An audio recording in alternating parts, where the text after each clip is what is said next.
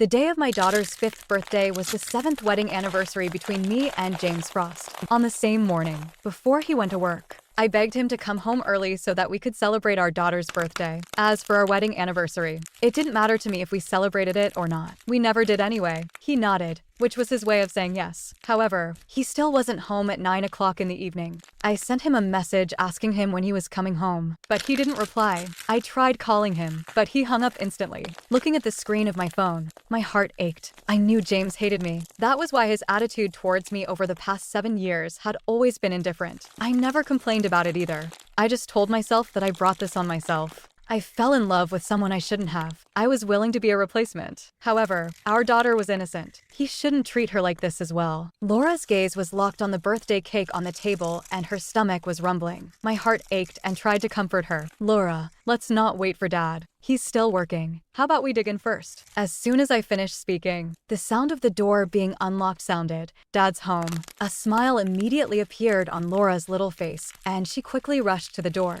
I stood up from the sofa and was about to heat the food. When I raised my head, I saw James walking into the house with a girl that I didn't know in his arms. The little girl was wearing all pink, like a princess. Her little facial features were delicate like a doll. She was very cute and pretty. When I was sizing her up and down, she was also sizing me up and down. After a short pause, she wrapped her arms around James's neck, pointed at me, and asked, "Dad, who is she?" I widened my eyes in disbelief as I looked at James. She's his daughter? Who is the child's mother then? When was the child born? My mind was a mess. Too many questions appeared in my head, and I felt like my head was going to explode. "Baby, she's the nanny that I've hired for you." James's soft voice sounded. I was dumbfounded by his words and stood there as if I were struck by lightning. I had no idea how to react to his words. It was truly ironic. We were married for 7 years. I gave birth to a daughter for him and took care of the elders. But in the end, I became his nanny. My heart immediately sank. "Mom." Laura immediately ran over to me and wrapped her arms around my leg. Her beautiful face was full of grievance. I rubbed her little head and felt sorry for her. When I was pregnant all those years ago, James wanted me to have an abortion at first. However, I was selfish back then and went against his will. I insisted on giving birth to the child. That was why James didn't like her either. It had been 5 years since Laura was born.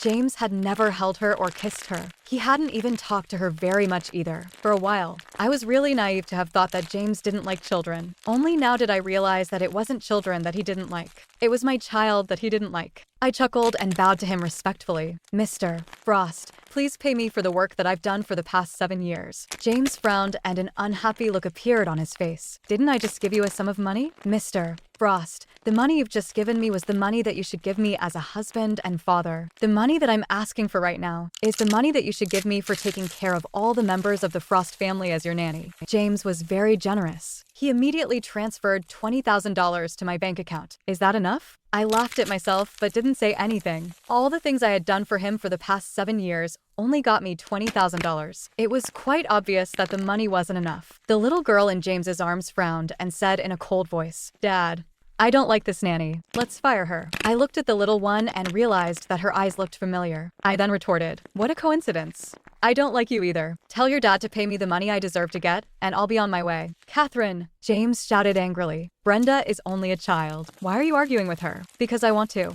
I bit my lip to prevent my tears from trickling down my face. "I love you, James, but that doesn't mean I will love everything related to you. I'm not going to let your illegitimate daughter disrespect me like that." My words seemed to have upset Brenda. She began crying in James's arms. "Dad, I'm not an illegitimate daughter. I don't like her. Tell her to get lost." I ignored James's dark face and continued, "I'm sorry. This is my house. You're the one that needs to get lost."